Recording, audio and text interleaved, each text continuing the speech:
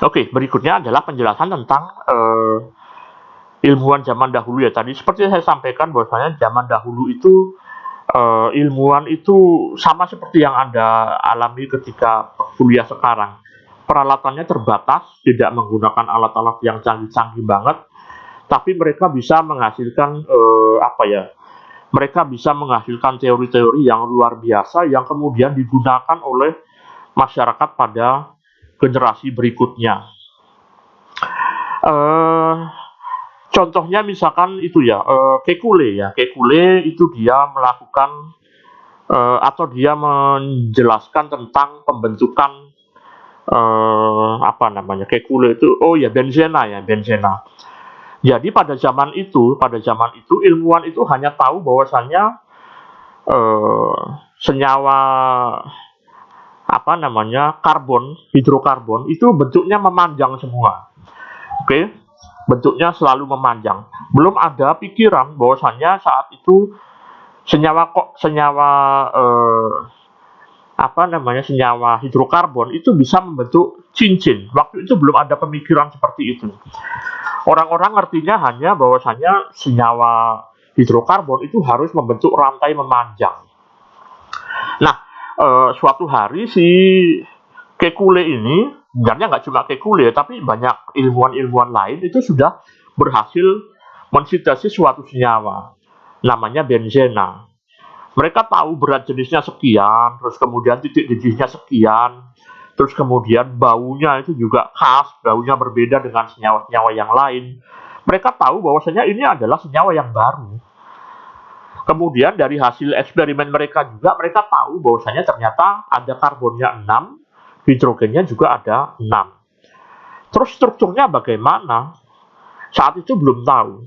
Kemudian mereka coba-coba sendiri ya, mereka gambar-gambar sendiri, tapi dengan urutan memanjang begitu.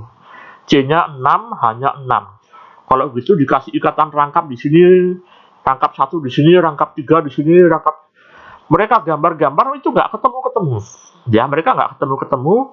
Nggak mungkin kemudian ada senyawa C-nya 6, hanya 6. Padahal fakta eksperimennya senyawanya itu ada. Ya, fakta eksperimennya senyawanya itu ada. Kemudian eh, Kekule ini juga yang termasuk salah satu ilmuwan yang apa ya istilahnya menggabungkan itu tadi. Dia coba menghubung-hubungkan, kemudian kok ternyata nggak ketemu-ketemu. Akhirnya saking capeknya dia tertidur. Dalam tidurnya dia bermimpi, dia melihat ada 6 orang anak itu bergandengan tangan, membentuk lingkaran. Ya, membentuk lingkaran. Dari situ kemudian dia terbangun. Dia terpikir juga, oh iya benar juga ya, kenapa kok harus lurus?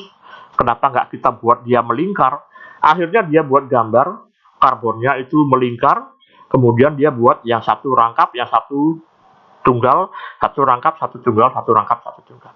Akhirnya ketemulah strukturnya C6H6 itu adalah siklik atau benzena itu bentuknya siklik, kemudian dia ada yang rangkap dan ada yang tidak.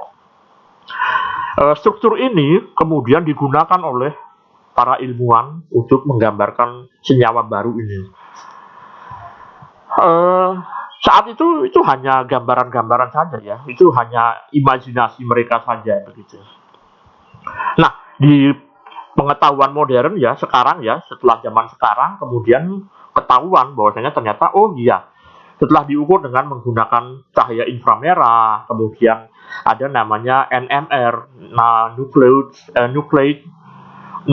magnetic resonance, terus kemudian ada alat lagi ada HNMR, ada CNMR, kemudian ada inframerah, kemudian ada senyawa lagi MS ya, mass spektroskopi, kemudian ada gas kromatografi dan lain-lain.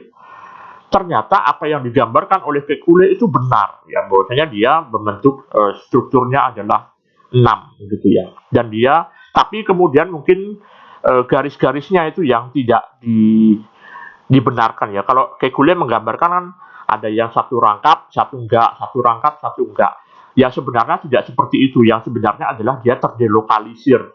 Artinya kalau yang penggambaran yang sebenarnya adalah dia digambarkan segi 6, ya segi 6, kemudian titik-titik itu digambar bulat ya, di tengah digambar titik-titik saja begitu.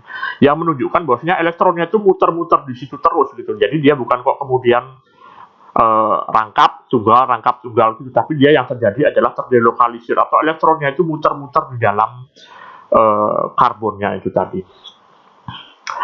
Nah, untuk senyawa kompleks itu juga sama. Jadi kalau Anda lihat di sini ya, jadi kalau Anda lihat di sini di teori-teori kimia koordinasi sebelum tahun 1930, itu ada teori amonium Graham.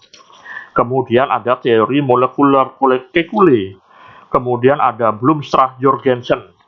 Nah, yang terakhir itu adalah teorinya koordinasi Werner. Tugas dari saya tidak harus dikumpul ya, tidak harus dikumpul. Silakan Anda mau kerjakan, silakan, tidak juga nggak apa-apa. Kalau menurut Anda nggak perlu ya nggak usah dipelajari juga nggak apa-apa. Saya cuma ingin menyatakan bahwasanya ada banyak ilmuwan yang berusaha menggambarkan senyawa kompleks itu seperti apa. Kemudian ide-ide mereka itu kemudian mereka sampaikan dalam suatu forum, atau kalau kita bahasa sehari-harinya itu tempat nongkrong gitu ya. Tempat nongkrongnya ilmuwan itu adalah seminar-seminar gitu ya. Ya nanti silakan Anda perbanyak ikut-ikut seminar-seminar supaya Anda itu pengetahuan tentang kimianya itu menjadi lebih banyak begitu. Jangan kemudian Anda malah nongkrongnya di warung kopi atau mungkin nongkrongnya sambil futsal. Ya nggak salah juga sih ya, untuk refreshing boleh ya, tapi untuk menunjang kekimiaan Anda itu sebaiknya Anda kongkonya atau nongkrongnya itu adalah dengan orang-orang yang pembahasannya juga kimia gitu ya, sehingga nanti wawasan Anda tentang kimia itu menjadi lebih berkembang. Nah, dari seminar-seminar itu tadi ada Kekulé, kemudian ada Bloomstrath-Jorgensen, itu mereka menampilkan ide-ide mereka, termasuk juga Werner, itu menampilkan ide-ide mereka. Kemudian mereka memaparkan bukti-bukti mereka, sehingga kemudian ilmuwan-ilmuwan lainnya itu tinggal memperhatikan saja. Oh iya, yang paling masuk akal yang mana? Kalau menurut cerita di buku ini, ternyata yang digunakan adalah teorinya Werner. Karena yang paling masuk akal adalah yang teorinya Werner.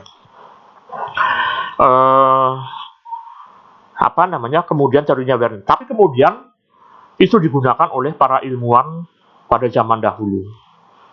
Di akhir, ya di masa-masa sekarang, itu kemudian dilakukan banyak pengukuran dengan menggunakan sama inframerah, ada GCMS, kemudian ada NMR. Ternyata terbukti memang yang paling mendekati kenyataan itu adalah struktur yang digambarkan oleh Werner. Nah, bagaimana kemudian perkembangannya itu silahkan Anda cek di di bukunya itu. Tugas dari saya adalah silahkan dibaca, kemudian dipahami saja. Oke, tapi sekali lagi ini tergantung passion Anda ya. Apabila memang Anda memang suka dengan kimia, mau belajar kimia, silahkan lakukan tugas ini. Tapi kalau Anda cuma ingin mendapatkan nilai ya, seperti biasa, cuma ingin mendapatkan selembar ijazah, ini tidak usah dikerjakan juga tidak apa-apa. Oke ya, demikian saja dari saya tentang teori hibridisasi ya. Nanti insya Allah pada minggu berikutnya kita akan mempelajari tentang teori medan kristal. Seperti biasa, absennya satu kali saja di Edmodo. Kemudian apabila ada pertanyaan, tuliskan NIM, kemudian tuliskan juga pertanyaannya. Tapi kalau tidak ada pertanyaan, cukup tuliskan NIM saja. Di sini ada 5 video lagi. Jangan hanya tonton satu video, tapi tonton semuanya agar Anda bisa memahami perkuliahan ini. Tapi sekali lagi ini semua saya kembalikan kepada Anda. Kalau Anda mau mempelajari, kalau enggak ya tidak apa-apa. Oke, demikian saja dari saya. Terima kasih. Assalamualaikum warahmatullahi wabarakatuh.